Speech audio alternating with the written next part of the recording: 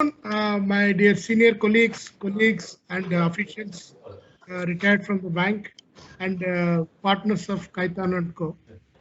Thank you very much, Kaitan and Co. Because in a short notice, you have arranged and organized this meeting. We are very grateful to you. The purpose of this meeting is our bank has invested good money in private equity investments, and we have directors in our appointed by subsidiaries department, basically to protect the interest of the bank as well as the interest of the investee companies. And since the markets have changed now and the governance standards have gone up substantially, we are seeing in the media SEBI is putting a lot of responsibilities on the boards. So in this juncture, we thought it is better to have one small meeting and update from the legal experts, basically to enrich the directors or nominee directors in the bank. That is the main purpose of the meeting, and we have shortlisted Kaitan and Co. based on our inside house expertise. And I sincerely thank Kaitan and Co. for arranging this session. And this is the second session. The first session was already done on 6th February. A quite large number of people have participated and they have given a very good feedback. And we shared with Kaitan. I request other my colleagues, senior directors and senior people retired from the bank to take advantage of the session. Basically, we all know, but when it comes to conflict of interest, how to address that, what to see, these type of things, we always have a double mind. But at least from a legal perspective, from a company act perspective, Mr. Kaitan and Co is well experienced, and I think that training will be very immense use to us. So I request all of you to take it, and if any questions and interactive session, it's most welcome. Now I hand over the session to Mr. Haigriv Kaitan, senior partner. Uh, Thank you, Mr. Kaitan. Thanks, everyone. Thank you very much. I have my partner Rajiv Vedani, who really has been instrumental in arranging this and putting it together from our side. And Rajiv is our banking partner, works a lot with the bank. So maybe Rajiv, you want to say a few words and then I can take it forward. Thank you, Agri.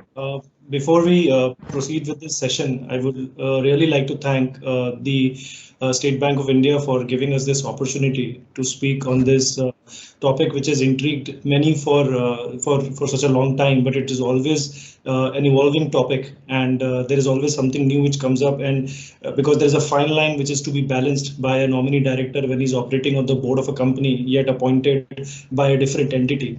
I would also specifically like to thank Mr. Pradeep Thakur and Mr. Rao from the SBI Global team for coordinating this. Now I would ask the speakers led by our managing partner, Mr. Haigriv Kaitan, to kindly begin the session, and then we look forward to an engaging discussion here. Over to you. So very good afternoon to all our friends at State Bank of India. It is indeed a privilege to speak with this senior erudite audience on a topic which gets more and more critical, with every passing day. I think speaking can maybe mute. It might be clear. Yeah, please put it on mute. Whoever is not speaking. Thank you. So State Bank, we all know, is the premier bank in India, and dealing with the most premier corporates, dealing with medium-sized businesses and also the smallest traders. And the scale and diversity of State Bank's lending portfolio, makes State Bank the pioneering and most unique amongst the Indian banks. And we as a law firm have had the good fortune and opportunity to be closely working with the bank on various fields. financing, restructurings, and lately on insolvency matters. So before I start off on the presentation, the Indian private equity industry, as we all know, has seen an impressive growth over the last sort of decade, and the capital form has emerged as a complement to debt finance, especially for as a growth capital for companies and businesses. And State Bank also sort of setting up a private equity arm or several arms, and providing equity financing is also welcome and really a boost to sort of businesses which need growth capital. With this, of course, comes monitoring the investments, and then whether as a lender or as an equity investor, providing directors and nominees on the board. And obviously, companies benefit a lot from these nominee directors and the participation and the involvement which they really bring. And from the old traditional times, I think the role of these nominee directors has completely changed. And now they bring in wisdom, resilience, maturity to deal with a lot of the critical management and corporate governance issues. So the role of nominee directors is increased with far many more obligations, potential liabilities, and the role has become far more pertinent, defined, and responsible, I should say. And the slightest slippage can have vicarious liability on a director. This afternoon's presentation, we are really going to take you through some of the aspects. I'll just start off by introducing our team. Sharad Abhyankar, who has more than 30 years experience around corporate law, governance, will lead the presentation, supported by our partners Arvind Venugopal and Vivek Shriram, both very experienced corporate and commercial partners. And then Rajiv Vidhani, who's our banking partner and working regularly with State Bank. So with that, I'll start off on the first slide and take up really on the issue of directors' roles and responsibilities. What are really today's evolving areas, and what are the focus areas for directors today? The focus area, I think, is when you're fulfilling a corporate role, what is the personal liability you might suffer? And this is something which a director must ensure that while fulfilling the corporate role is saved of personal liabilities. At the same time, the director has to ensure that all compliances are made by the company on which he's on the board. Listed company has more onerous obligations, both under SEBI and securities laws and the corporate laws. For an unlisted company, the obligations might be slightly less, but also quite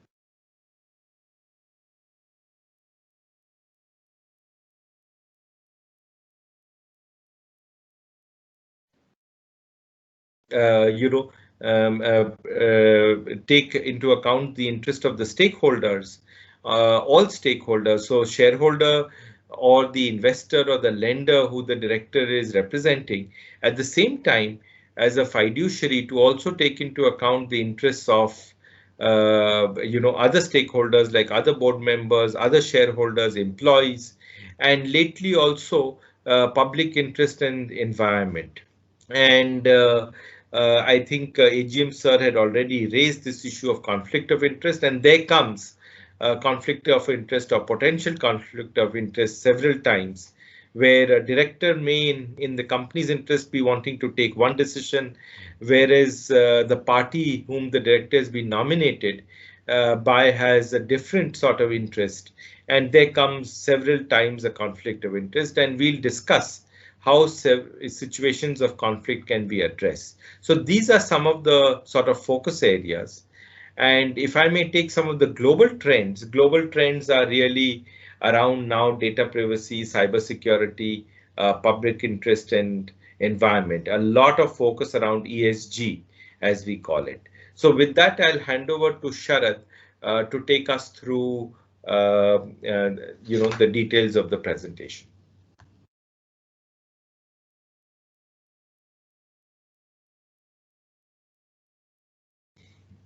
Sir, you're on mute. Yeah, thank you, Ajit. Before we get into the types of directors' duties, we'll do a little bit of a deep dive into the Companies Act and some of the critical documents that as directors you should be carefully looking at. But before I do that, thank you again to all of you to come in really large numbers, and it's overwhelming for all of us that the first and the second session is being attended by so many senior executives of State Bank. So thank you so much for that. So before we talk about the types of directors that can get onto the board, uh, uh, let's look at the definition of board itself. It is a collective body of the board of directors. So the act itself recognizes you not as a single director, but when it comes to any company, the role of the board is a collective function, and therefore whether it is accolades or brickbats, the entire board will have to really take it as it comes. So the core of that definition also means that this has to be a collaborative effort. It is not a promoter's decision which is just assented to by the other directors, and it has to be more like a consensus that evolves in a boardroom. That's very crucial. Let's also look at the powers of the board. Company being a inanimate organism, the most powerful natural organ in a company is the board of directors. And just to give you some numbers, Section 179 of the Companies Act 2013 says that the board of directors, the directors can do everything that the company itself can do. So there are clearly just two restrictions imposed by the law itself. And the restrictions are somewhat obvious. One is whatever is stated in the memorandum and articles of association, that's first restriction. And the second one, wherever the statute requires you to take certain steps or to go back to the shareholders for specific items, then these are the only two limitations within which you have to work. But essentially, the board is completely superpower of the company itself. You can do everything that the company itself can do. So if you are are a present director, or if you want to be a director, you are going to be nominated as a director. What is that one document that you will definitely look for in a very careful way? The first document that you must look out for is the Memorandum and Articles of Association. As all of us know, memorandum is the basic charter that gives the objects of the company, and the Articles of Association will be the indoor management rules. So whether there are inherent limitations on the director's powers, who has the powers, what are the powers of managing director, how many executive directors a company wants to have, how many effectively even total number, what should be the composition. All of that will be effectively stated in the Articles of Association. So memorandum gives you in a very positive way what the company can do, and at the same time it has a negative implication that it cannot do anything other than what is specifically stated in the memorandum, the objects clause of the company. So having said that, who really appoints the directors? Primarily it is the shareholders. So by default, all the directors need to be appointed by shareholders alone. But there are indeed situations where the board of director itself does get a power to appoint some of the directors, but these positions are always ad hoc and somewhat temporary. But essentially, it is shareholders' prerogative to appoint who should be on the board. On a very broad classification, as you can see on the slide, there are executive directors who are either managing director or a whole-time director. So managing director, executive director, whole-time director, these are like Satyadev or Satyanarayan. You may call them by whichever designation. Essentially, what that brings to the director is a role responsibility of day-to-day functioning, completely in charge of day-to-day functioning of the company, and all the business and affairs are going to be handled by these whole-time persons on the board. So it is not the entire board who has to attend office and do executive function. The executive directors will do that, and they are primarily responsible for most of the activities that go on in the company, which also means by default they are first in the line of fire if there is something wrong in the company, or if there is a compliance issue.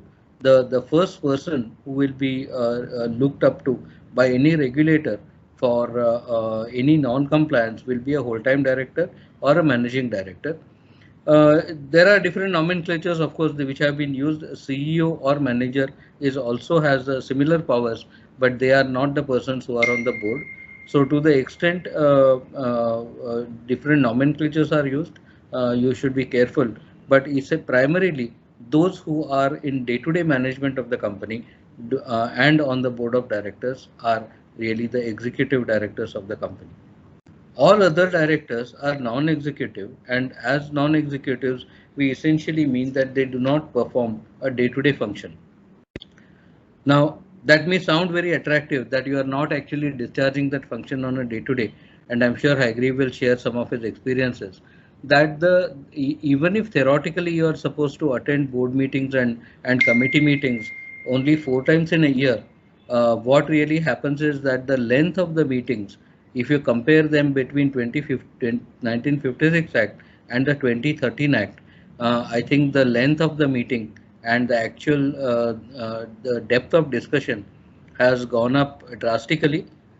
Committee meetings which did not used to last more than 15 minutes can now go on for 2 days.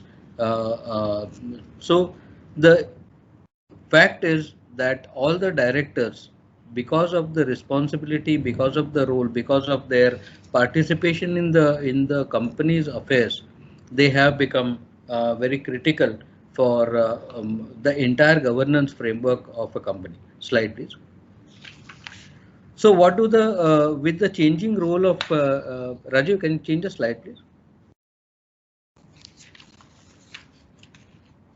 So the changing role of directors includes really from a value creator for shareholders to they are expected to perform a much better of not just value protection, preservation, and managing value of the corporation.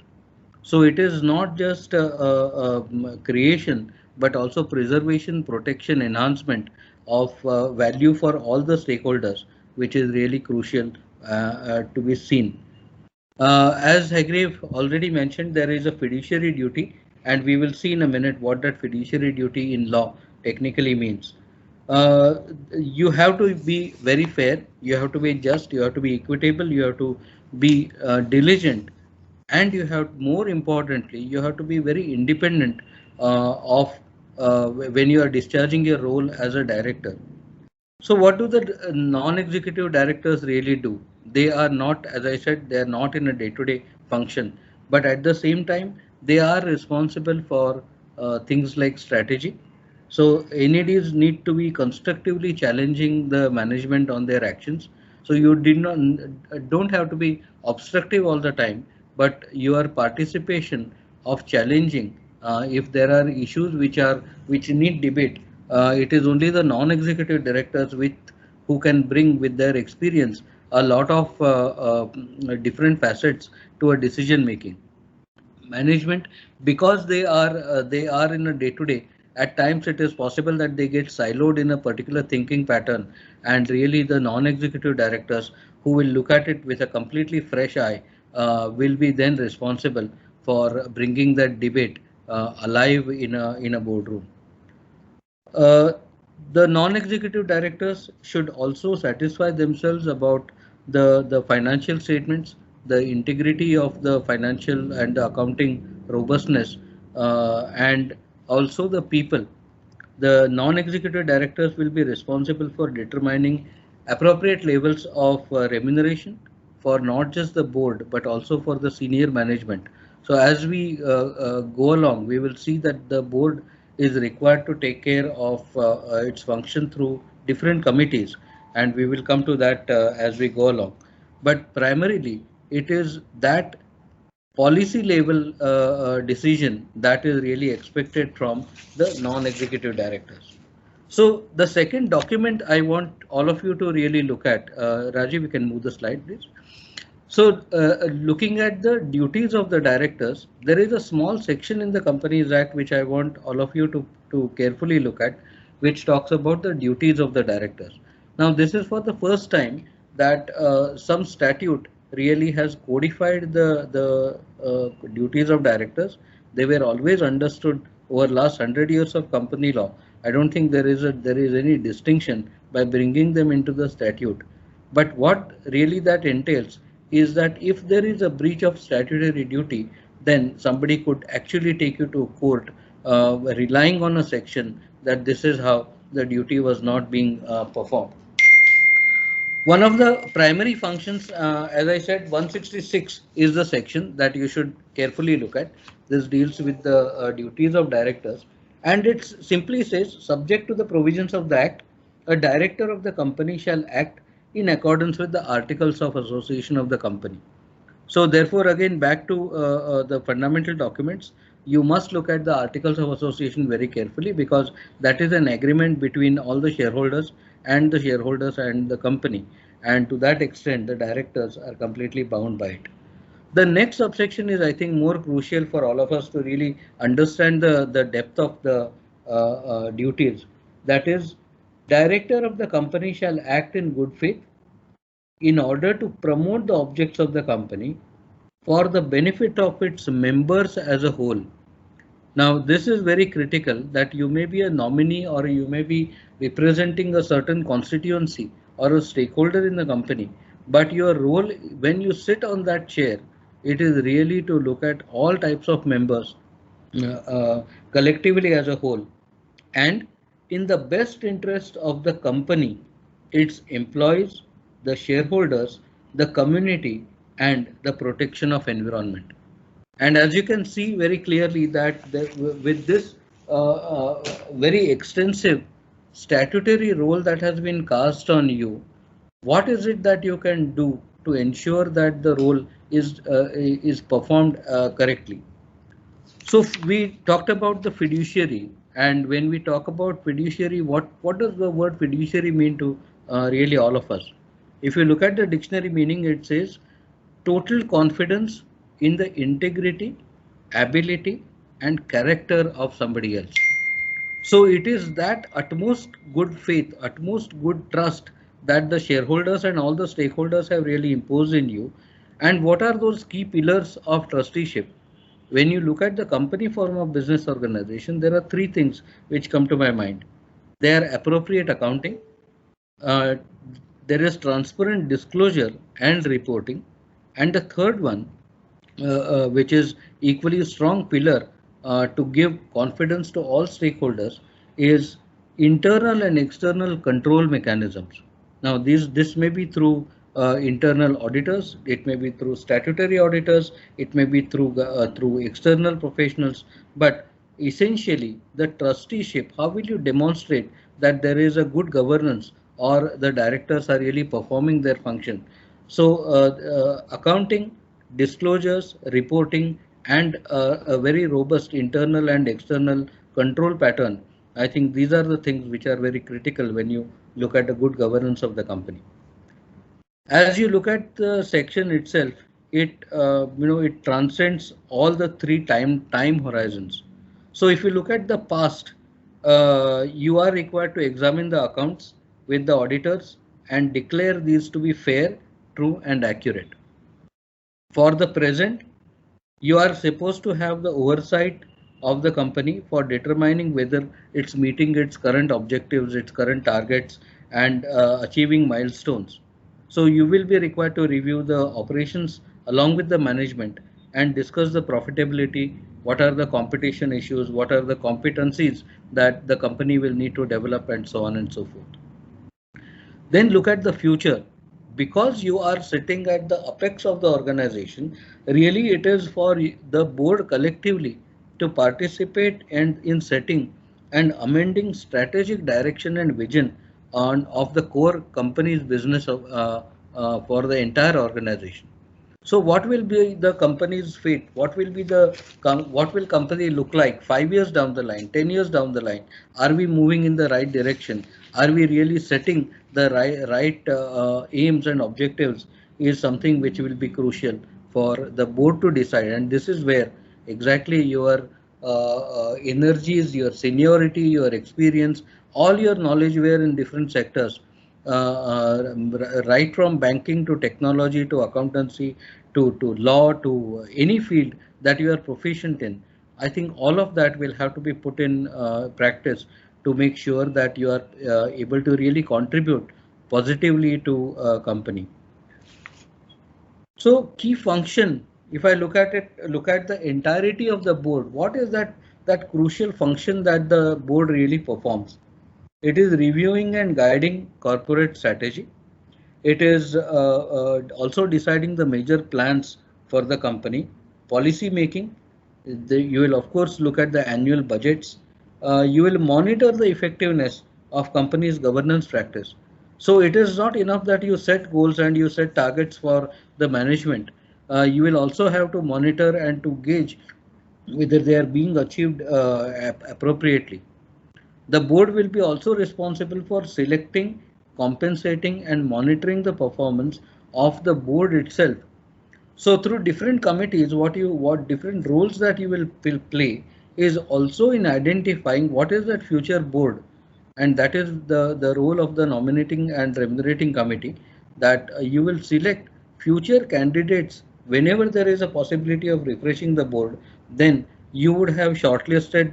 First of all, you would have mapped what kind of skill sets are required for at a board level, and when these skills are required, additional skills are required, or whenever there are new developments that are happening, does the board really have adequate skills to manage that entirety of the business?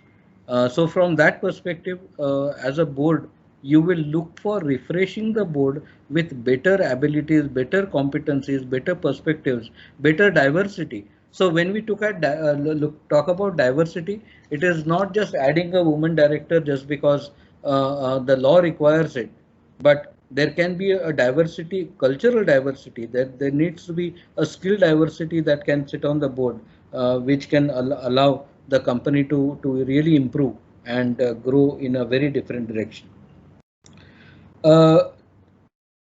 So the board election process and the nomination process is equally crucial function. So let's come back to the basic fiduciary. What are the two primary elements of a fiduciary duty? They are the duty of care. That means you must take every possible view in account, so that the actions of the company are not called in prejudicing any of the stakeholders of the company. So in short, what is the duty of care? Duty of care would be something that you are able to foresee the consequences, the after effects of your action or omission. And if you are really done that, then I guess the duty of care would have been performed. So this is exactly where your participation at the individual level, your skills, your independence and your application of mind on every item of that agenda will be very critical and very beneficial to the company as a whole. The second element of fiduciary duty is duty of loyalty. That duty of loyalty means you have to always think of best interest of the company. It is not really allowing a personal conflict or a personal benefit or any element of individual interest that can really impact your decision making. You have to be impartial. You have to be somewhat aloof, almost like a trustee, to say that this is, I am not going to be my decision will not swing because there may be a little bit of a personal interest. Now, what does the law really require in case of a conflict of interest? The conflict, in case there is an actual conflict of interest or even a perceived conflict of interest, you should recuse yourself from that situation, because that will not only amount to a breach of your duty under section 166, but that can also bring you and the decision, collective decision itself, in serious question. And therefore, whenever you even perceive that there is a conflict, and let's talk about what type of conflict can arise. Suppose there is a interest which is conflicting as a business interest versus the lender's interest. Let me give you a classic example that a company undergoing a financial stress is having to decide really at the board level that we are in a very dangerous situation financially. There are three different types of payments which are outstanding and which are impending. One, the payment to the suppliers. Second, payment to the exchequer or payment to the government. And the third one, the payment to the lender. Now, clearly, if you default on any of them, surely the company is going to be in trouble. But then in which case, it is also not possible that you just distribute the funds available pro rata, because in that situation, you may be defaulting and making everybody unhappy at the same time. So how does really the board come to a conclusion that at a given point, keeping the suppliers happy and allowing the business to go on and ensuring that this continues to be a going concern, is that more crucial, or not allowing the company to be declared as a NPA, is that more critical? What is more critical to, is it to maintain the reputation of the company that we have never defaulted or delayed any tax payments or payments to the exchequer or any license fees that which are due and payable? But are we then going to suffer because we will not be able to make our employee payments? So, I mean, this is just one of the examples that I'm giving you where conflicts can arise. Now, conflicts can also arise at a very different level. And let me tell you a classic incident which I have witnessed myself. Way back in 2002, Tata Communications, which was then Videsh Sanchar Nigam Limited, was taken over by Tata's from the government. They had the management control, and being the largest internet service provider in 2002, they attempted, the first thing that they wanted to do is to make it a techno savvy company and migrate that entire internet platform into a new orbit. They tried to upgrade the technology, but unfortunately it miserably failed. So it was very tragic for Mr. Ratan Tata himself, who was the chairman of the company at that time, to open the AGM to say that we immediately after the privatization or immediately after the disinvestment, this was the first attempt that we did to improve the organization, but I'm sorry, we failed. At that time, if you recall, VSNL used to be a very cash-rich company, and the shareholders kept on asking for different things. They said, you are the only service provider in the internet. Why are you not able to offer cheaper bandwidth? Why are the rates going up and up? The second faction of the shareholders kept on asking that now that you have enough reserves and you have enough profits, why don't you distribute more profits? So Mr. Tata actually raised this issue to all the shareholders right in there in the meeting, to say that on one hand, you are all my shareholders and you are the owners of the company. What kind of guidance can you give us collectively? Because on one hand, you are my customers, and most of my revenue on the retail internet side comes from most of you. And on the other hand, if I price my services cheaply, I won't be able to make good profits, which means you get lesser dividends, or I need to keep if I need to keep the profits intact, then I may not be able to offer the services at a cheaper rate. So as stakeholders, different stakeholders, what is it that you are going to balance, and how are you going to balance those interests? So that is something which will be debated. Now, while we are talking about all the due and reasonable care, skill and diligence, what is it that the board can really demonstrate that they functioned as a whole? There is only one document, and that document is the minutes of your meeting. So whether it is committee meetings, whether it is board meetings, whether it is general meetings, what exactly was discussed, and particularly at the board and committee level, where a lot of micro level issues get debated. I think this is precisely where you need to focus at a very high level to ensure that the agenda notes are complete, they are comprehensive, the discussion that you have participated in is appropriately recorded and minuted by the company secretary. And when the minutes come to you, please do not believe that somebody else will read it, therefore I don't need to really bother about the draft minutes.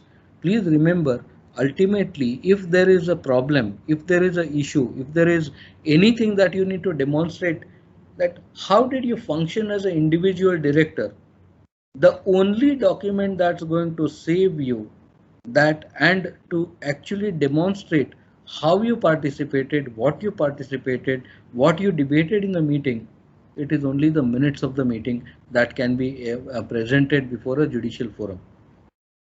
So it is not how you functioned from your mind, but what was recorded in the minutes is going to be the most critical element.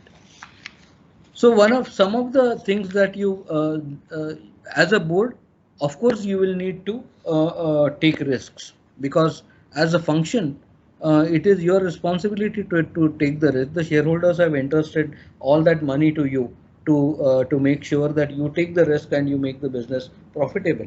So collectively, when you are taking that role as a board, surely you will be part of the audit committee, you will be part of the risk management committee, you will be part of the nomination and remuneration committee. So what if you really take risks and you go wrong?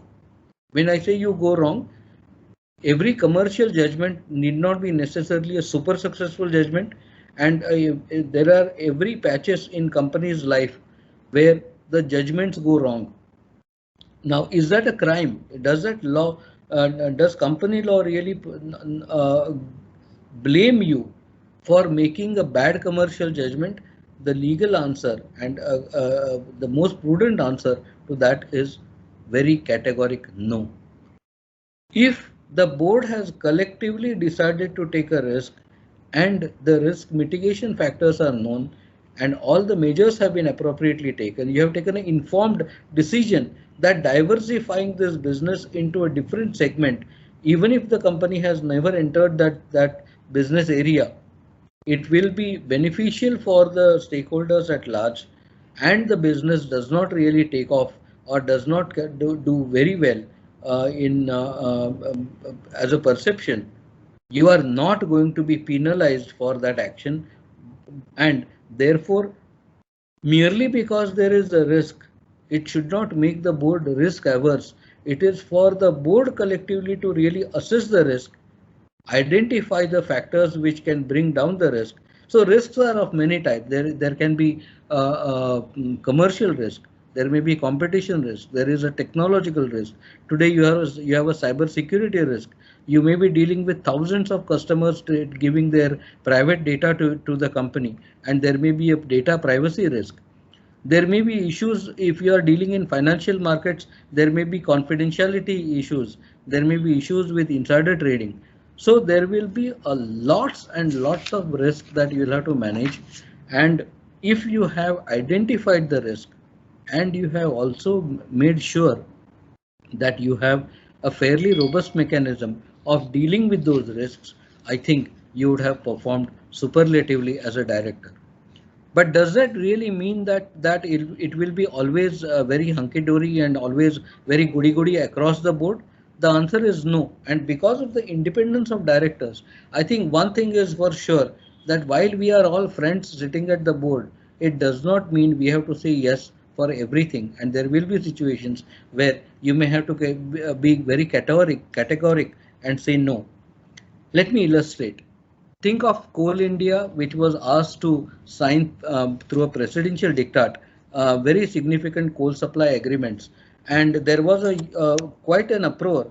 And in fact, a British institution investor had filed a suit against all the directors that they did not perform their fiduciary duty, and the contracts that got signed were not in the best interest of the company.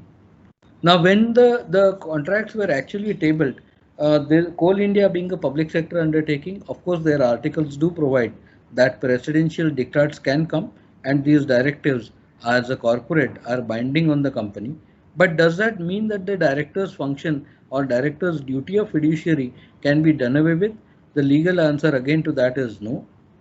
So here was a case where 4 independent directors, and I'm very happy to share 4 very senior lady bureaucrats, the ex-bureaucrats were on that board. They sought time. They said we need 2 weeks. We need to really go deeper into this issue of whether these contracts are beneficial or not beneficial to the company as a whole. And they came out with a very detailed research paper. It was tabled before the next board meeting. They try to argue and convince others that these contracts on an empirical study are indeed not in the best interest of the company. Obviously, the government directors did not agree and the contracts indeed got signed. Now, the directors, ultimately, the independent directors voted against and only thereafter they stepped down. I think that's a classic example of what a non-executive director or even a nominee director can technically do if you do not agree with a certain business, the agenda items. So the first thing is maybe I will pick up the phone, speak to the chairperson and say that can we not drop this item? I am very nervous. I am not sure whether we should take up this item. Nothing happens. The meeting goes on. You are free to discuss this with other directors, other non-executive directors, other independent directors, and try to mobilize that canvas that vote in with you to say that really we need to get deeper and see whether this is in the interest of the company. You are still not able to get enough support from anywhere else. You are at the meeting. Should I then decide that I should bunk the meeting and remain absent because I don't agree and I think I will be voted out by the rest of the board? My answer to that will be strictly no. Do remain present, do make your point, because you never know. Ultimately, when you are talking one-to-one versus whether when you are acting in a group, I think the behavior can change substantially. And if there is anything which is just to nudge people more ethically, I think in a group environment it has worked very well. And therefore, please raise that issue at the board meeting. And yet, ultimately you can realize that the board is still voting in favor. You can vote against, and under the secretarial standards, please do remember that the negative votes need to be appropriately recorded in the minutes of the meeting. And if you feel that this issue was so very strong, you felt so strongly about it, that the camaraderie among existed among you as collectively as directors doesn't exist anymore. If it has come to that, then maybe you can step down. So you have to always give a graded approach to anything that you are trying to do with in a company. You don't have to be walking on your deciding on your feet to say that okay, this company doesn't accept my recommendations, I will just exit. I think that's not the great way of dealing with it. That's not the way the law expects you to behave. And if you have a viewpoint, please do make sure that you are attending meetings, you are expressing yourself loudly and clearly, you are trying to mobilize the opinions, and then you are trying to operate collectively as a board. So with all that, there will be liabilities that may come up, and the liabilities could be civil in nature, they may be criminal in nature. But before that, maybe if we can move on to what is typically, what can typically happen when directors get nominated. So there are some special provisions which I'm sure some of you are already aware of. Vivek, you want to take these? Sure. Good afternoon, everyone. So typically in a private equity transaction, the nomination on the board is contractual in nature. So that is pursuant to the rights provided under the shareholders agreement and not under law. But your voice is echoing. Sharath sir, can you please go on mute? Maybe that. Oh, I'm so sorry. Sorry, thanks. So interestingly, the State Bank of India Act has a specific provision under Section 35A, which actually provides for a form of immunity to all nominee directors who are appointed by the State Bank of India on any companies with whom State Bank of India has an arrangement with. Now, specifically, the State Bank of India provides that nomination shall be at the pleasure of SBI and shall be notwithstanding anything to the contrary, which may be even set out in the Articles of Association of the company in which they are appointed. So typically, but what is important to note is that this provision or this immunity and these rights are not applicable to any entity other than the State Bank of India itself, and even not applicable to group companies within the SBI system. So long as the nomination is done by the bank itself, those nominees are entitled to some form of immunity, so long as they have discharged their obligations in good faith and in discharge of their normal obligations as a director of the company. And that appointment will be at the pleasure of State Bank of India. But of course, if the nominating party is not the bank itself, but is a group company within the SBI bank system, then you are otherwise subject to the same obligations, rights, and liabilities that are applicable to any director, and those nominee directors are not entitled to the protection granted under the SBI Act. So this is just one interesting provision which is slightly different from what would typically be applicable to directors nominated in most portfolio company in a private equity transaction. So we've just highlighted it for the benefit of everybody. Rajiv, we can move to the next slide. Yeah, Sharath sir, you want to take this up?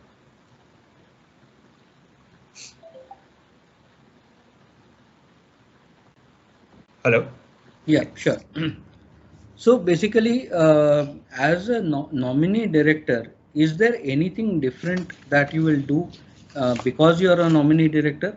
Well, the answer is yes and no. Nominee director is typically understood in company law to mean a director nominated by either a financial institution or pursuant to provisions of any law which is similar to the SBI Act, or any agreement between the company and a stakeholder. So it could be a lender, it could be nominee directors can come in different roles. There may be, in case of public sector undertakings, there could be a government who wants to appoint directors. In banking, as we know, there are RBI appointed directors. In stock broking, there are directors who can be appointed by SEBI.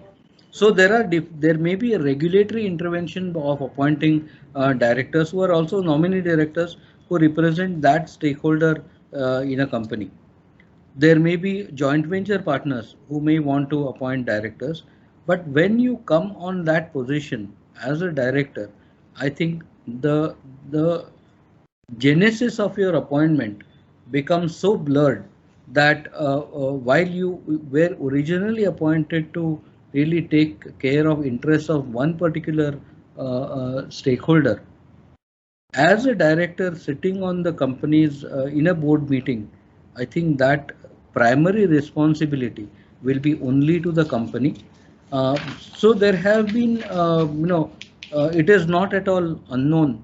Nominee directors have always been there, and I recall even the English judgments. Lord Denning, one of the most famous judges, had said that there is nothing wrong in having nominee directors. It is done every day. There is nothing wrong with that, so long as the director is left free to exercise his best judgment in the interest of the company. So for a director, the minute you carry that designation as a director of a company, the director will have only but one master, that is the company. And therefore, while there may be conflicts, there may be positional conflicts So why do stakeholders really get into appointing directors? Is also to have some level of close monitoring, and while you are monitoring that, you have to also make sure that you are not inflicted by any conflict. And if there is a conflict of position, say for example between a lender's interest and the company interest, that's one. Secondly, if you are being nominated and as a private equity investor, you may have multiple stakes in different companies. Now, is it appropriate to really appoint the same person because you may become a specialist in a particular industry? Would it be fair to then nominate that same person across all the competing portfolio investments that a PE investor has? While commercially and logically it may make sense, I think it conflicts substantially on the fiduciary, because you are then making, howsoever confidential it may be for that individual, a company will always feel nervous that we are exposing you to a data or information which is so confidential that if you were to be sitting on, even as a non-executive director on a competing business or a competing company, it would not be appropriate. Uh, a very different conflict we had seen in some of the defense related companies. As you can imagine, the defense business is entirely government controlled. So who will be your largest customer? It will be always the government, and the same government also has the ability to appoint directors on that board. So should these directors, who are, if they were working from the ministry end on developing a RFQ for a large contract, should they be party and participating in any board meetings where the company wants to decide the strategy of how to build new products, how to market those products, or how to particularly respond to a specific bid? Those are the classic examples of where conflict can arise. And in case of a conflict, again, as directors, I think you need to be vigilant, not about just yourself, but also about other directors who are around you. If any of them are perceived to be having any conflict, I think you have to be again a little more vocal and make sure that when decisions are made, there is no element of doubt of any type of a conflict in the boardroom. There are very softer conflicts that can also arise, and this is where, as private equity investors, you at times get very different vibes in the boardroom. Remember, the directors are expected to be very senior. Now, typically, as luck would have it, many companies have very young directors. So how do you manage that dynamics in a board where the age profile of different directors could be very different, and it could be actually a multiple of one director's age that the other directors really belong to? Now, that does not mean that one is always better than the other merely by age, but what is the maturity of that board is to make sure that collectively what the decisions that you need to make are, regardless of the age profile, it is the skill, it is the responsibility, it is the maturity with which you can cohesively work together towards resolving all issues for the company. And also, I think it is somewhere each director, a lot depends on that time dedicated for thinking that I am a director. I have to think about the company. So director's job, and typically, talking about governance and ethics, which is what the company law now expects the boards to also present themselves with. Another document I want you to carefully look at, and that's part of the Companies Act, which is Schedule 4 to the Companies Act. This is intended to be a code of conduct for independent directors. To my mind, I think it is a code of conduct for all the directors and not really for independent directors, because by definition, you're already saying that if you are the position is that of a trustee, and therefore you are required to be a person of good character and integrity. I think that's a eligibility criteria for all directors. So there is nothing wrong in expectation that Schedule 4 code of conduct would really apply to whole-time directors, to non-executive directors, to nominee directors, as well as independent directors. So independence of judgment, independence of skill, independence of thinking, and spending that time for the company. So when I really look at what that position as a director, what is we are all familiar as bankers of what is KYC. So from know your customer, I think for a director it becomes crucial that you must know your company. When I say you must know your company, it means that you must know what are the different verticals, what are the different segments, what is the business area, what are the possible competitions. Now, you don't have to invent that by yourself. What you need is a proper induction from the company itself.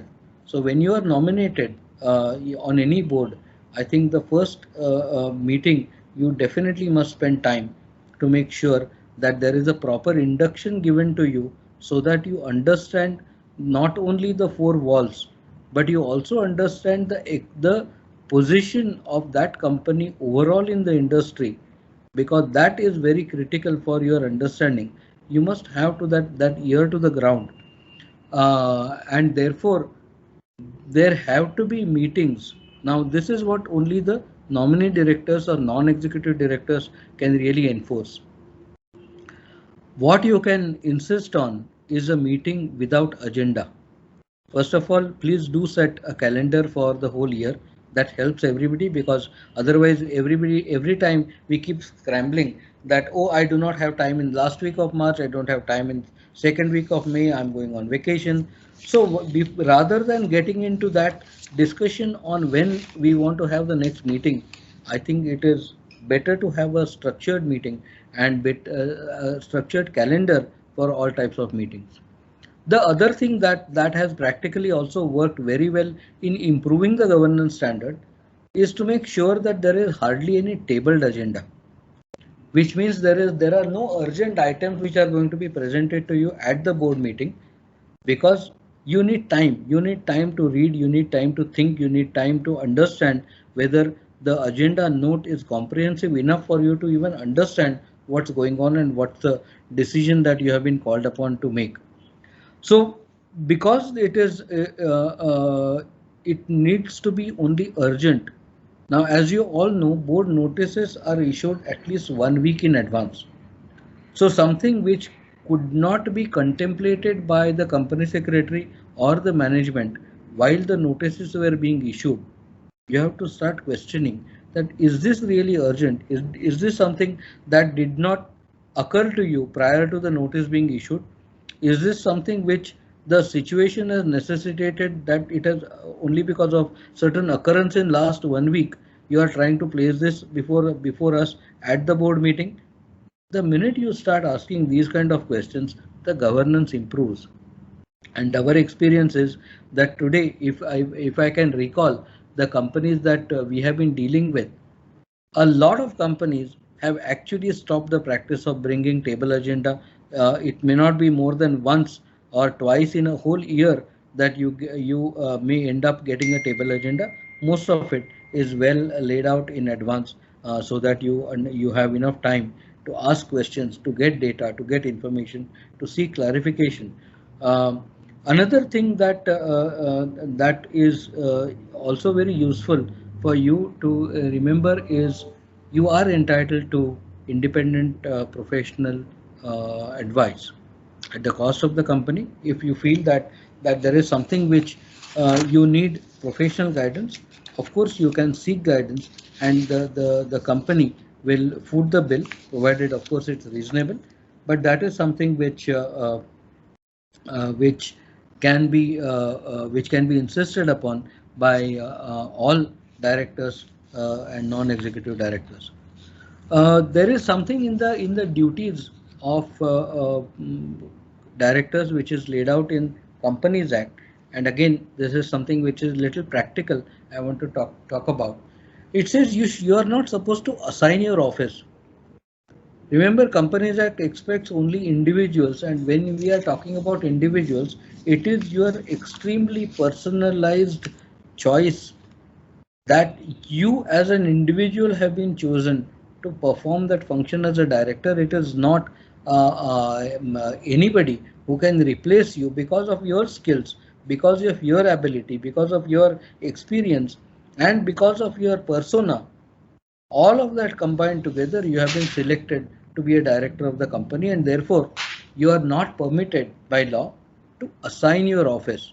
Now, normally nobody would even think of doing that, but I can only tell you how very subtly it can happen.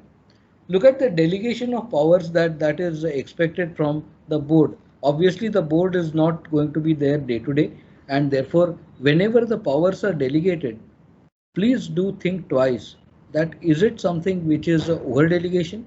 Are we really discharging our role as a director, or are we delegating that primary role as a director itself to a committee or to a particular person? Now that is something which will cross, which will be, on the borderline where you may be in the danger zone of not fulfilling your statutory expectation of as a duty of director. Next, please.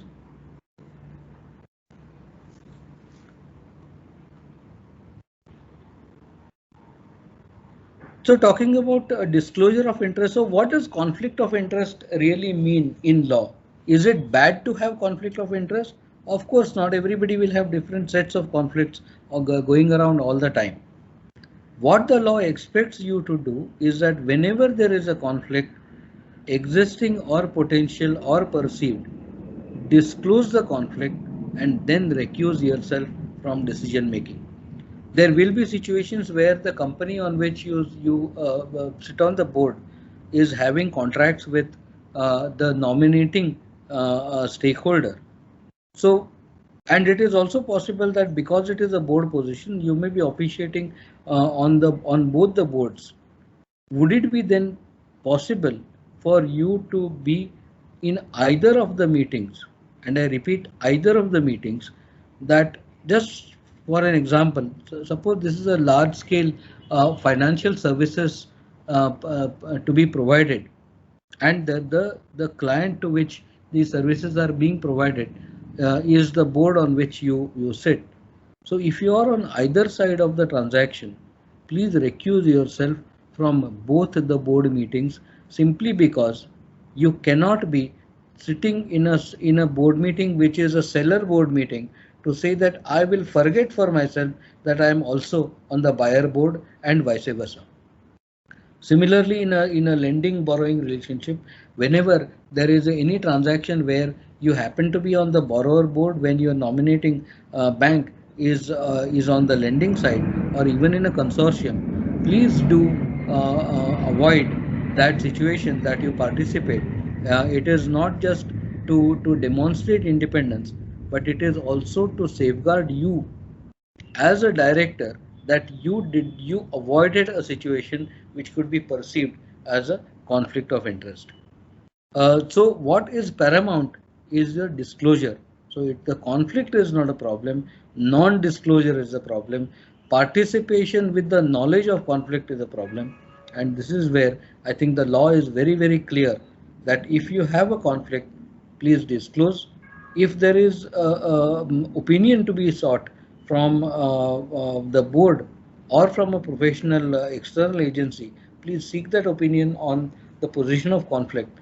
But whenever there is a clear conflict, first and foremost, disclose that conflict at the first opportunity that arises to your mind.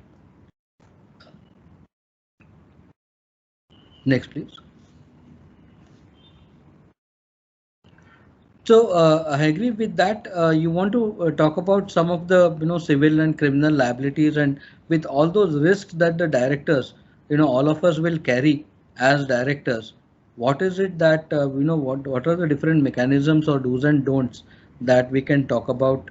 Either we can talk about it now, or we can take it at the conclusion. I think whichever. at the Q&A with the cases may be more useful. Fair. Maybe you can complete it and then we can Sure. take the Q&A. Okay. So the liabilities of the directors really come from the risks which are laid out. As you can see, the risks are that have you acted in good faith? Has the company really been absolutely upright in its actions? You may have doubts about certain agenda items. Then did you consent? Now there is one element of new company law which you should bear in mind. In the past, it would have been enough to say that I don't agree with this particular agenda item, let me abstain. That's not going to be enough in today's company law, simply because the Companies Act is very clear. The allegation of connivance or allegation that you were aware that the company could undertake a transaction which is not very upright, not very righteous, that awareness could be also through the board agenda papers.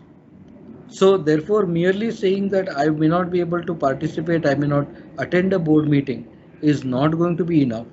That liability, whether it is an issue of negligence, which goes back to your duty of care, whether the company, when it took decision, was it able to really perceive the risk of that we will be called negligent if the materials that we are using are not absolutely safe? Then there will be compliance related risks. Now, talking at the board level, let's talk about what is the role of the board in the overall compliance. Is it expected that the directors will actually take a microscope and start sifting through all the compliance matters themselves? The answer to that is absolutely no. What is, however, expected at the board level is that you establish a robust mechanism for compliance, because that is the mitigation that will safeguard you as a director, that you have created a framework, you have created the institution that can protect itself by ensuring that we know how many different laws, regulations, bylaws, circulars apply to the business, who is complying with that, and when there is a compliance issue, is it being handled at what level? Is it being handled at the ground level? Is it being escalated to you? Is it being reported to you? I think all those issues will become part and parcel of a proper compliance management. So when we talk about as a non-executive director, will you be responsible for compliance? Be assured that you are not responsible for compliance, but you are responsible for establishing a very robust compliance framework, because you are deciding the policy, you are deciding the architecture of the organization, and being in that position, it is not expected that you will look at whether there is a contract labor issue or whether there is some minor problem in obtaining a license or not renewing a lease in time and things like that. While I am on the subject, let me also tell you what can happen because of the commercial prudence of officers, and this is where the tone at the top, at the board level, becomes very critical. Let me give you a illustration which we have actually encountered as an assignment. This was a case of a bank actually employing a single contractor for managing its ATM network. Now, as you all know that you have one of the largest ATM networks in India. The business is very peculiar, that on the ground level, the business is actually being run, operated, managed and protected by almost a 7th tier or 8th tier subcontractor. That's the reality of life. I mean, if you ask me, are you aware that a large company who has been entrusted with managing 2,000 ATMs all across India, are they really deploying their individual employee to sit in Jumritalaya and ensure that the ATM is secure and foolproof? The answer to that is no. Obviously, they will subcontract, and unfortunately, this market is such that this particular business is being subdelegated from a national level to a state level to a district level to a local town level and a village level. Remember, these ATMs are absolutely, some of them are totally remote, and therefore there will be no employee who would be willing to go there and undertake that kind of a job for securing the ATM, and therefore subcontracting is imminent. Now, while that is an obvious part of the business model, I can only share with you where it went wrong. The contract was signed for a multi-year management of ATMs, and this was a contract which had a fixed price. So there was no variable price. There was no per transaction fee that the bank would be required to pay its contractor, but it was a lump sum per year. So many ATMs you have to manage, and so on and so forth. So there was a proper service level agreement, SLA was drawn about, and everybody was happy. Probably the bank manager, the commercial negotiating manager was elated that he could secure a long 5-year term contract. This contract landed up in a labor commissioner's hands through possibly an accident, and we actually could not discover how did it reach the labor commissioner. But the labor commissioner had a very interesting thought, and he called up the bank and said that you are the principal contractor, and I want to ask you only one question, that it's excellent that you have got a fantastic lump sum rate, but did you realize that your SLA requires the ATMs to be manned 24/7? So there will be at least 3 shifts of people working there. How is it that the compensation that your primary subcontractor, and we are not even dealing with the actual ground level further subcontracting, the compensation per ATM appears to be lower than even 2 shifts wages that you would end up paying your security staff?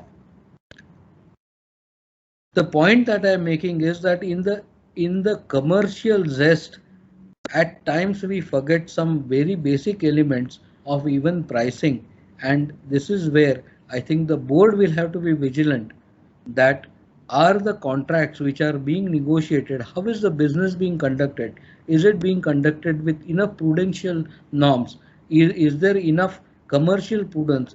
Are we getting too aggressive about certain practices, so on and so forth? So how will you get to know of that at all?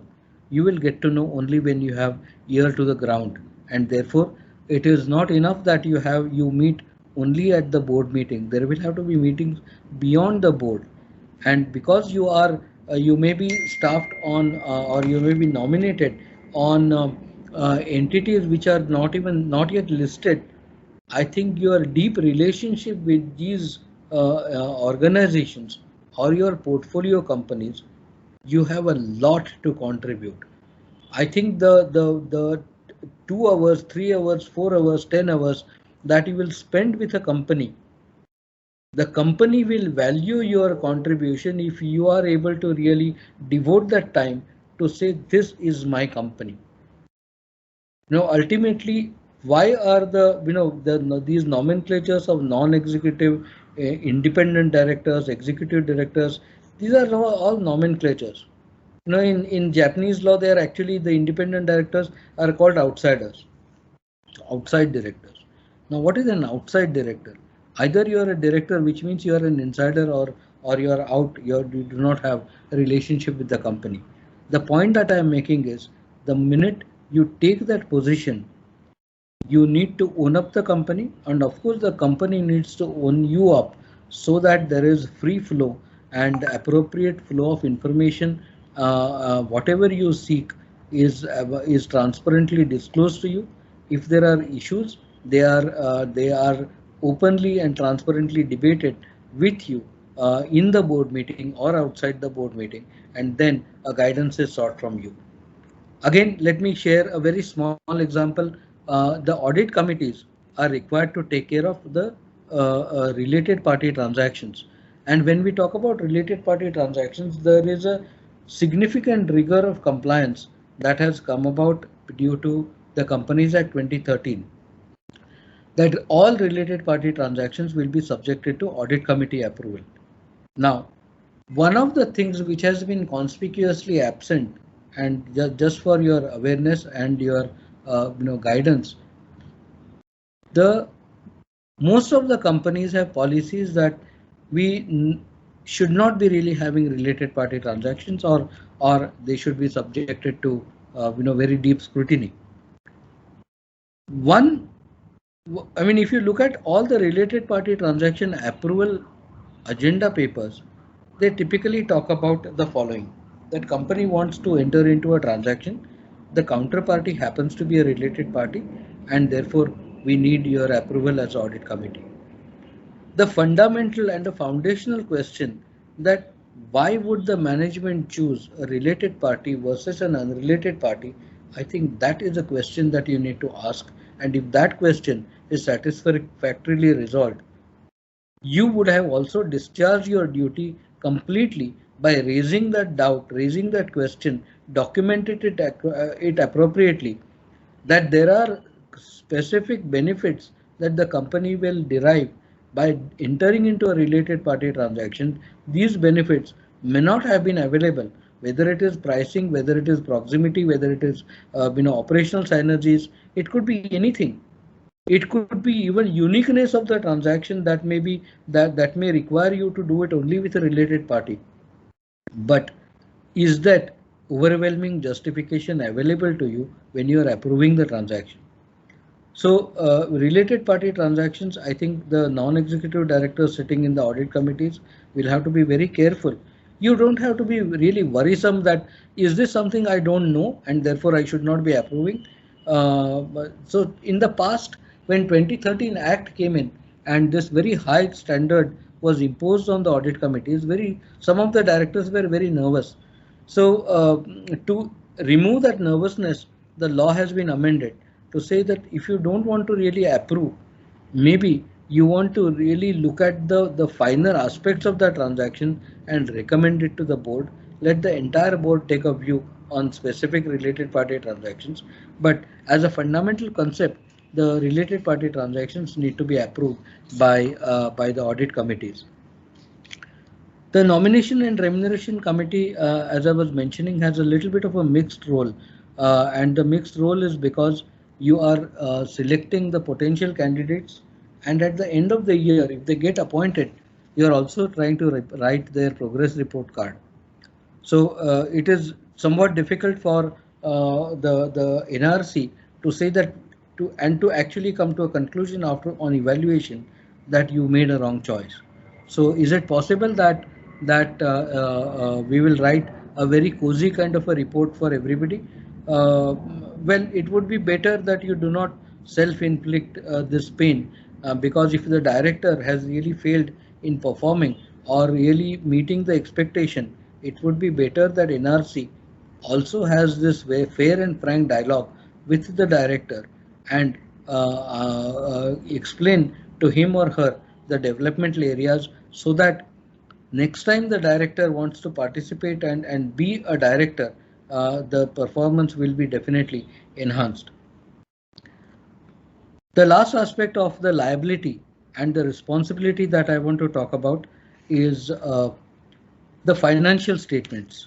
So if you look at the director responsibility statement that the board signs off when the shareholders are to be presented with the audited financial statements, look at 3 bullet items, and this is part of section 134 of the Companies Act. It says that directors have taken proper and sufficient care for maintenance of adequate accounting records, for safeguarding the assets of the company, and for preventing and detecting fraud and other irregularities. So what is really your role and responsibility? To make sure that through the risk management you have identified the potential areas of tension, you have managed to resolve it, and you have also evolved an ethical standard and standard operating practices. So even the existence is not good enough, but you have to make sure that these operations, these are actually put in practice. So the directors have devised proper systems to ensure compliance with provisions of all applicable laws, and that such systems were adequate and operating effectively. So this monitoring role of a board of directors is very, very crucial, and it is obviously a dynamic role. You'll have to look at some of these items on a very recurrent basis.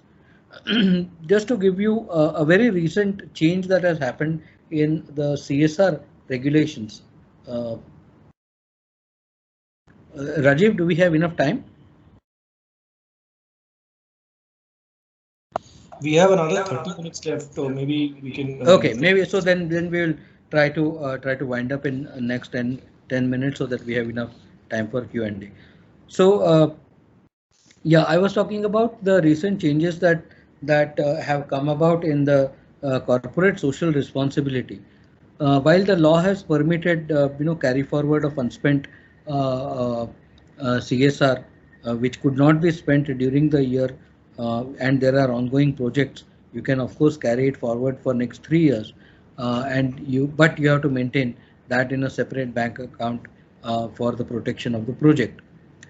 One issue that the regulation brought in is to say that the policy must give a very clear direction as to how the CSR projects are being identified, what are the criteria on which they will be approved, and you must have a proper year-long plan. You must have an annual plan.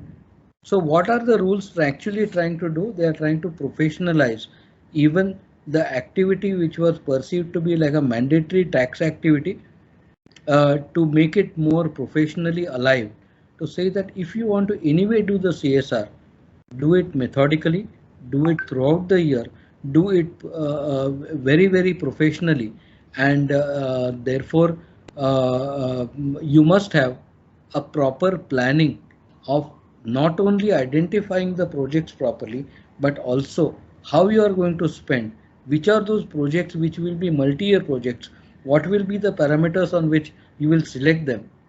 And I'm sure for those of you who have dealt with the public sector CSR guidelines, the government itself had disclosed it very fairly that do not try to grab a project which is beyond your means, which means that if you are looking at a multi-year project, please do remember that you are looking at only the past profitability, and you are not being assured of a future profitability that you will be able to support a project for 5 years, 10 years long.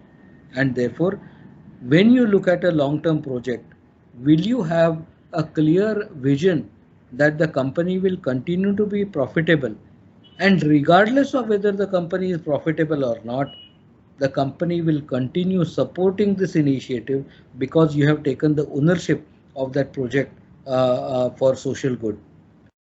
So CSR, right from the alignment of the policy to the new regulation, a lot of companies will have to, of course, do a lot of work to make sure that the intent and content of this entire CSR initiative is being properly dealt with. So CSR committee, of course, it is mandatory for a few types of companies. It is not mandatory in smaller companies, but that is something where, again, your experience and skills may be very useful in bringing your portfolio companies to a great level. So while you have next slide, please. So we have been talking about what are different. Sorry, just keep moving on. Yeah, no, before just a slide before the do's and don'ts. So so we talked about most of this already, that you will have to be diligent, you will have to be aware of all the matters which are discussed at the board. So one guidance from a very senior director that I heard, and she said that I have never ever discarded a single paper which was received by me as a part of the board pack. There will be agenda items which will get sort of substituted additional agenda notes. I have never ever discarded any papers. I ultimately scan them and preserve them, because if God forbid when I need them, I should be able to demonstrate that what was originally presented, what was presented at the meeting, how it got discussed, and what was finally approved. So one of the your engagement with the company to mitigate your own liability is to make sure that you are entrenched into that model of compliance. You are entrenched into that diligence. You are also ensuring appropriate disclosures. Now there is one mechanism which was under the 56 Act could not be paid for by the company, which is the D&O insurance policy. Like all insurance policies, this is for to protect the directors and officers against any mishap that can happen in a company, which may lead to you receiving a show cause notice, you receiving an allegation, you receiving some complaint that you have not complied with a certain expectation of statute or from a regulator. Now, D&O insurance, as like all insurance policies, please do make sure that you read the fine print. First of all, if your portfolio companies do not have D&O insurance, please do insist that all companies must have these. These are now under the 2013 Act. It would be appropriate for companies to pay for D&O insurance, which will protect all the directors against any legal costs that you may have to incur to protect yourself or to defend yourself in a unwarranted situation, or any claim that you have been negligent in discharging your duty. Now, while D&O insurance can take care of the financial costs of defending you, there are of course limits. These limits will be available across the entire board. So if the limit is say 5 crores, it's not that 5 crore limit is available individually to all the directors, but what that limit should be. What are the different risks that the company is really undertaking?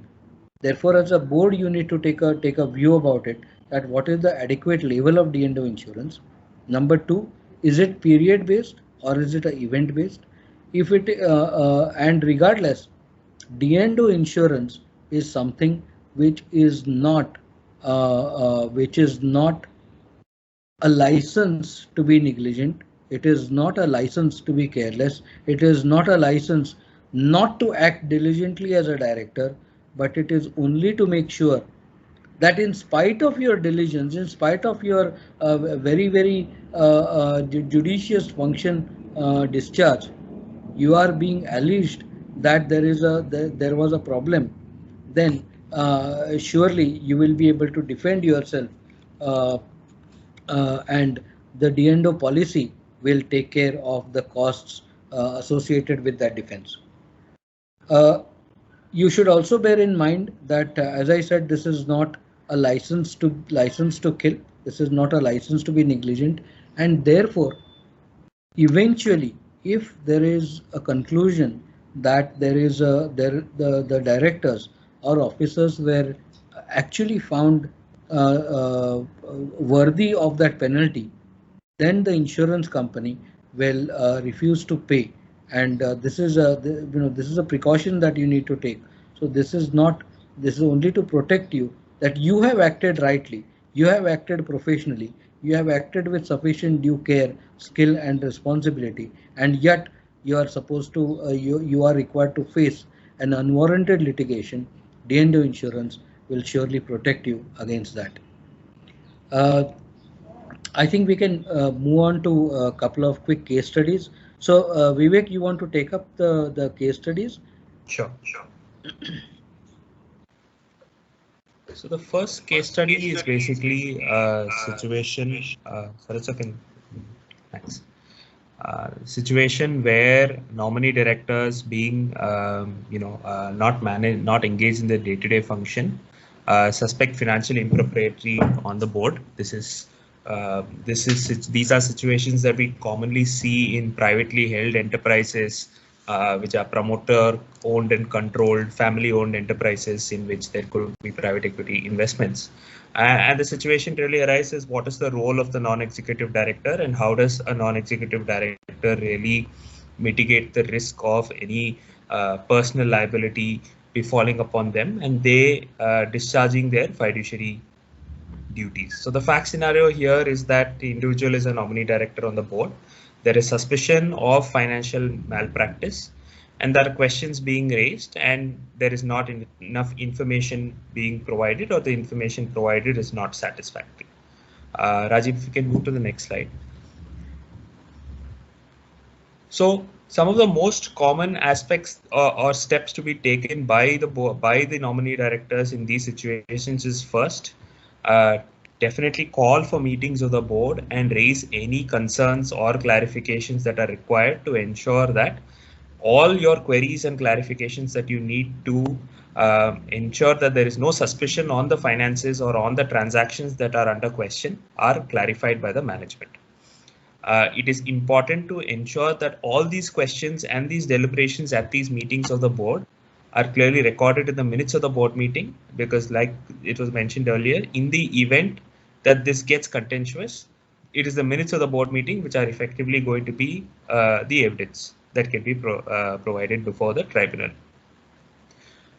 Nominee directors can definitely seek external help and seek external audit to be undertaken.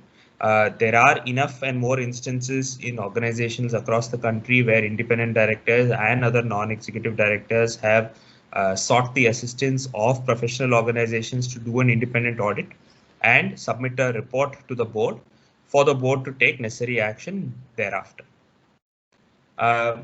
It is very important that when there is suspicion and when there is tension on the board with the management in privately held organizations, to ensure that the non-executive director is not pressurized into voting in favor of any transactions or contracts where there is not sufficient clarity on information being provided by the management. One other important aspect to be borne in mind is whether there is a board meeting or not. It is also necessary to address all concerns to the board, whether that be in the form of paper communication in the form of letters or otherwise recorded at meetings of the board or otherwise. It is very important to ensure that there is sufficient paperwork built in all these situations. Ultimately, as a last resort, if there is very little cooperation from the board or from the management ultimately, and there is effectively one or two nominee directors who are getting outvoted across the board, then as a last resort, the nominee directors may complete all of the foregoing actions, including putting all their concerns on record and ultimately resigning from the board. The Companies Act now also provides the opportunity to provide reasons for resignation, and the nominee director can obviously put on record the reasons for the resignation to both to the company as well as disclose it to the ROC if they wish to do so. I think with all of this, ultimately the defense that is being made is that the director has discharged his or her fiduciary duties and has basically acted in good faith. Over and above that, if there has been any obstruction by the management and the majority of the board, that's a different matter, but at least from a liability standpoint, that's how we can mitigate it. If we can just move to the next slide. The second case study is not really on liability, but a typical example of where there would be a conflict of interest. So it's very common to have veto rights in shareholders agreement as well as nominee direct, and all veto matters are typically taken up at the board. And this puts a nominee director in a tricky situation where you have to exercise your veto rights in a manner where you're effectively trying to protect the nominating shareholder, but you also have your duties as a director of the company to act in the best interest of the company and its other stakeholders. So there could be situations where this could, result in a conflict. One case in front of you is if, let's say, the company actually has a dire requirement for fresh infusion of funds, but the company has not done well or the valuation is trumped, and therefore the only real possibility of raising funds from a third-party investor is pursuant to a down round or at a valuation lower than what the nominating investor came in. In such a situation, as a director on the board and in the interest of the company, you are conflicted, because if you approve a down round, then the nominating shareholder loses economic value on the shares. But if you don't, then the company suffers as well at the same time. Although in the long run, the company will suffer even if there is no fundraising. So I think there are a few mechanisms, a few situations we've seen where how a nominee director can maybe try and reach some form of middle ground where he discharges his fiduciary duties as well as ensuring that shareholder interests are protected. And Rajiv, next slide, please. So some of the clear examples that can be taken is, firstly, look at external debt financing. So if actually there is a cash requirement and you can avoid a down round, and an external financing which does not necessarily result in a down round is an alternative, then that is clearly one alternative that can be looked at by the board. It is important to kind of assess all other alternatives required at that point of time by the nominee director and push the board to explore alternative means of financing to meet the immediate requirement of funding requirements before necessarily agreeing to a down round. Now, ultimately, if there is a down round being agreed to at that point of time, after exploring all other alternatives, then from a director standpoint, there is a clear case to state that if there is no fundraising being done, as it is, the valuation of the company is going to further diminish, and that's going to impact everybody. So then you have at least made the effort to ensure that there is sufficient alternative rounds of financing being explored. In the event that happens, great. The shareholder, you don't necessarily need to go down a down round, but if there is no other alternative, then as a last resort, you may approve a down round and thereby also discharging your fiduciary duties on the board. An interesting, at times, we have also started seeing different mechanisms in which veto matters are also taken up in private equity transactions, where to try and avoid putting the nominee director in a fix to avoid this whole fiduciary duty issue. We have started seeing mechanisms where veto rights or veto matters are not placed before the board until these veto matters are approved by the shareholder as a contractual standpoint. So you avoid putting the nominee director in a situation where he or she has to vote on a veto matter, because ultimately it never comes to the board until and unless the nominating shareholder says yes or no to that matter. And that's something that we've also seen in certain private equity transactions to try and mitigate the burden on the nominee directors. I think that was the last one. Yeah. I mean, we're happy to address any questions that the forum may have.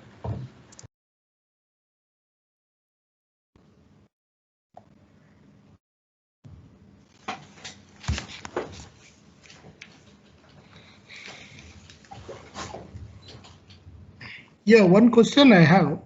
In that Coal India case, you said all the 4 nominee directors stepped down. Now, suppose you may be independent director, in a nominee director, then if I want to step, I think I have to inform the bank or somebody. Then only we can do it. No, it's not like that stepping out, because here nominee director and independent directors, that the demarcation is little difficult. Sure. So that is one question. In a way, you're right. You'll have to, of course, inform the nominating stakeholder.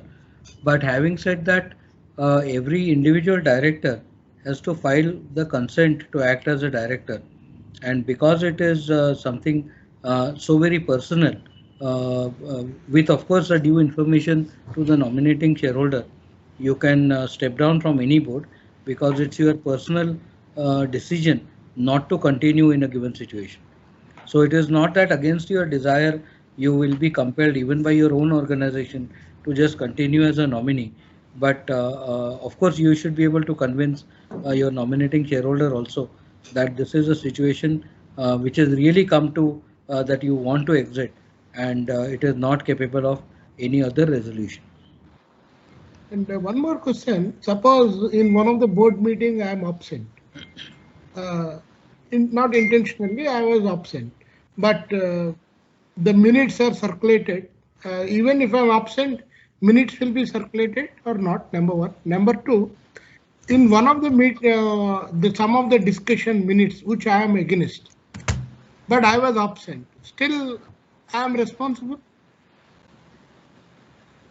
So as a matter of process, I believe all draft minutes need to be circulated to all the directors. Statutorily, all directors have a right to say and raise questions and comments on the minutes of the meeting.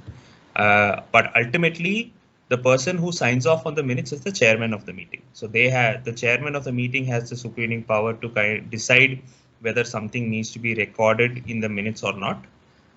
So directors certainly have a right, whether or not you're present at the meeting. If you find something ought not to be present, you can voice your objection or you can raise comments on the minutes of the meeting. But before finalizing, the person who takes the final call on the minutes will be the chairman. No, even I'm absent also, do I have to sign off the minutes? You can provide your comments. You can choose not to provide comments either. I mean, so if you have from a company standpoint, they are obligated to circulate it to all the directors ultimately. Okay, so if your question is, will you be bound by the decision? The answer is yes. Okay. I got it. Okay. Thanks. I have a small question. I am in a company which is it's a service provider. And I find the shareholders are 14 banks, I mean, through IBA. And there is never a chairman after the first selection of the chairman for a period of 3 years. They are having chairman of meetings only. Is it correct? So technically it will depend on the articles of association. It is only a sort of a procedural or more customary that in the very first board meeting you choose one of the say senior directors or particular stakeholder directors as a chair of the board. So while he or she continues to be on the board, they will officiate as chairperson. But otherwise, by default, it is also possible that chairman of the meeting will be decided ad hoc at every meeting. So it is not very completely uncommon, but it is better to have a board resolution to have a chairman with some consistency, because that will give only a stability to the board process. Yes, my doubt was because the financials are signed by different people. You know, like of the chairman of that particular meeting is signing the financials. So I was just wondering whether that's in order. Right. So financials, madam, when they get signed, they are really signed on behalf of the board as such. So it is not individual who is signing on his own behalf, but it is it's a representative of the company. Yes, as a collective, as a board. I have one observation. You mentioned in passing regarding the special status of the nominee director as per the SBI Act. But after the passage of this Companies Act 2013, does it affect that position to any extent? So in some sense, the Companies Act now has kind of brought about, I think it has brought more or less the provisions on the same plane now, because now the Companies Act also provides immunity under 2 directors who exercise their duties in good faith and who have otherwise not connived with actions. It grants some degree of defense from liability, and there are provisions to such effect under the Companies Act itself, which is what the SBI Act also provided. The SBI Act says that the appointment by SBI or nominee directors is notwithstanding anything set out in any other law. So it gives a supervening power in respect of those nominees over. But from a liability standpoint, now with the new act, I don't believe there is any conflict between the provisions per se. Yeah, I had one question relating to the earlier question raised by the CGM on if the director is absent in a particular meeting and the decisions are taken even though he is absent, he will be bound by the decision, right? But he will not be responsible for the decision.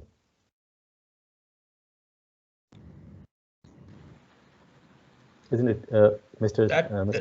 That would be a fact from a case to case. Yes, you will have an argument to say you are not privy to those discussions, you are not present at the meeting.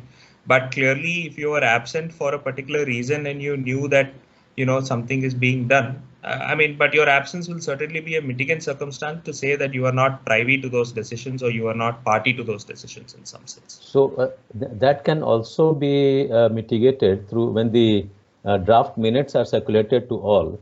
And if you feel that there is something which is mentioned there which you are not in favor of, so even though you're not present in that meeting, you can always report that though I was not present in the meeting, but this is the decision with the draft minutes, I'm not in agreement with that.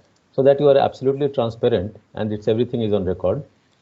So there are a couple of ways to do this, sir. I think minutes are supposed to just be a recordal of the proceedings of the meeting, not an opportunity for us to raise objections and things that we have foregone by virtue of not attending the meeting. But certainly nothing stops the director from calling for a board meeting, raising the objection and getting it recorded that way, or otherwise addressing it to the other directors as a director. You're certainly in your right to do it. Well, but the minutes may not be the appropriate forum to raise those objections because the minutes are only supposed to be a recordal of what happened at that meeting, not a forum to raise third-party concerns. Right. And ideally, just to supplement what Vivek said, if you have any observations or reservations, I think the best time to raise them would be prior to the meeting and make all the directors aware that you have these observations or you have reasons to believe that the transaction should not be undertaken or should be tweaked in a particular way. So that you can of course do even if you are not actually able to participate in a meeting, you can definitely do that by prior communication to the chair or to the rest of the board. So you can do that when the agenda is circulated to you, and you can based on that agenda you can communicate to the chairman. Yes. So even if you want to say that I am traveling, I won't be able to participate, but I have read through the agenda and these are my observations. Even if you make a request to the chair that during the meeting these may be tabled and recorded, I think that's the indirect way of getting your points recorded in the minutes as well. Sure, thank you.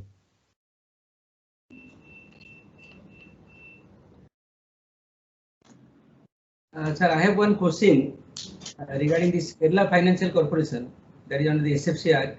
State Bank is having a share of around minor share of 2.10 lakhs against the paid up capital of 336 crore.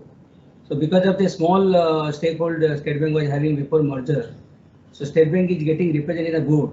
But in the entire board, other than the chief CMD, all others are what you call this nominee director or independent director or non-executive director.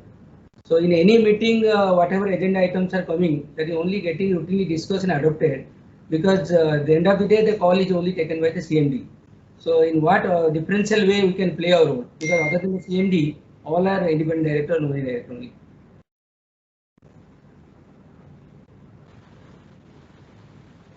I think, that would be the case with any non-executive or nominee director position.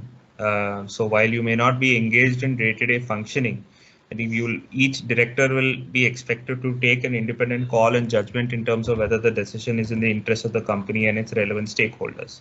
So to the extent that we want to raise questions and get comfortable around those decisions, then the nominee director will have to raise those requisitions and decide whether to pass the resolution or not. That's going to be an independent decision that needs to be taken by the director, because ultimately it's not going to be just the one or two executive directors who can pass any resolution at the board.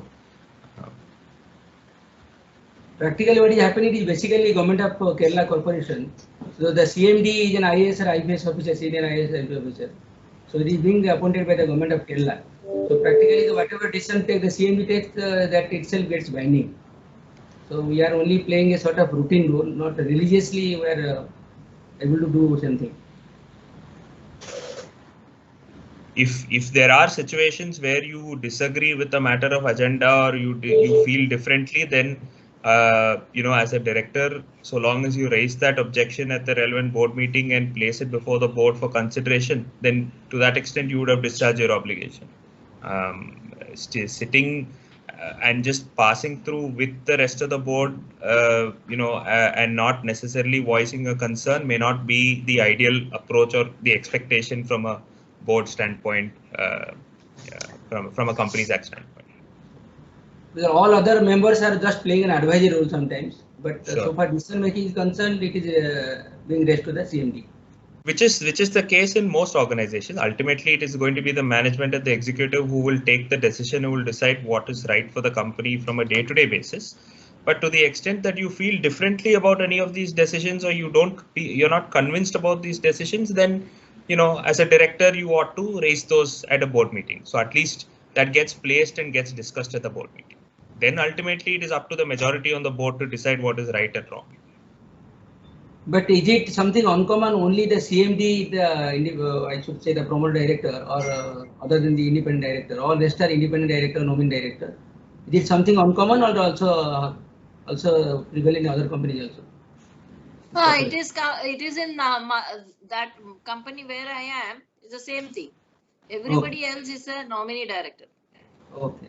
Yeah, I mean, ultimately the nominees director, the role is to try and keep a check on the powers and the functioning of the management and ensure there is form of good governance being followed in the company. The nominee directors may not be that aware of the nitty-gritties of the business, which is really the domain of the executive director, because that's their job. Whereas your role as a nominee director, non-executive, is supposed to be slightly different. So, thank you.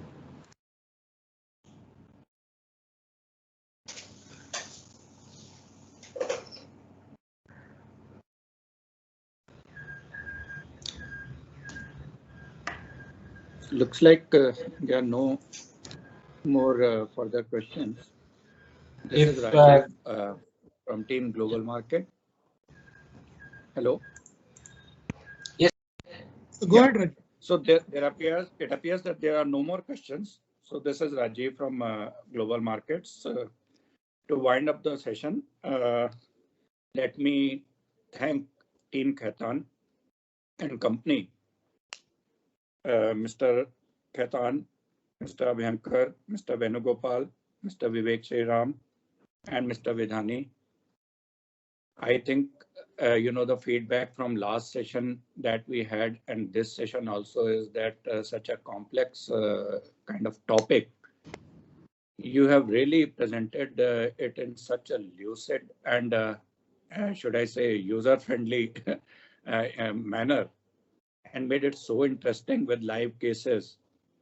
So it will really help the SBI senior officers who are sitting in various investee companies in a nominee position to discharge their roles more effectively and to balance the fiduciary kind of obligations by virtue of directorships with the mandate that the bank has given.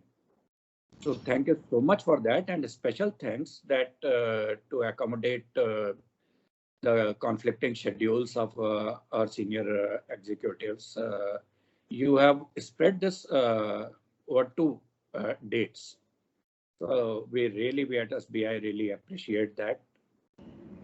Thanks especially to Mr. Rajiv Vidhani and my colleague and teammate Neeraj and his team. They have coordinated very well in bringing this talk to a very, very satisfactory outcome, I must say. And last but not the least, I must thank all the senior executives who are present from SBI side, both serving and superannuated retired senior executives. We really appreciate your time and knowing the kind of busy lives our senior executives lead. So for attending this but I'm sure that everybody would have benefited from this. And thanks again to our CGM for initiating this idea, and it's good that it has concluded and with a lot of value addition. Thanks all. Thanks to all again. So that's all from our side. I think Rajiv wants to put in a word, Mr. Vidhani. So I can see that he, yeah. Thank you. Thank you, sir. I mean, we really at Khaitan, and I'm sure Aigreev will add his thoughts as well. We at Khaitan, we are really thankful for this opportunity which has been given to share our thoughts with such a senior audience at both the occasions, this being the second session. So, and we look forward to further engagements where we can come and chat with you and and learn from you as well, and at the same time share our thoughts. Absolutely, sir. And I'll just add that it's been an absolute pleasure and honor. And this is just the beginning, I should say. So feel free to reach out for anything on a piecemeal basis or for similar sessions. We'll be delighted to partner with you. Thank you very much. Thanks. Thanks again. Thank you for organizing this global markets, because it's really helpful to get a refresher, because otherwise we might end up not executing what we are supposed to be doing in our role there. Thanks a lot for organizing this. Thanks, ma'am. Thanks. Thank you. Thank you. Thank you, everyone. Thank you. Bye-bye. Thank you. Thank you, everyone.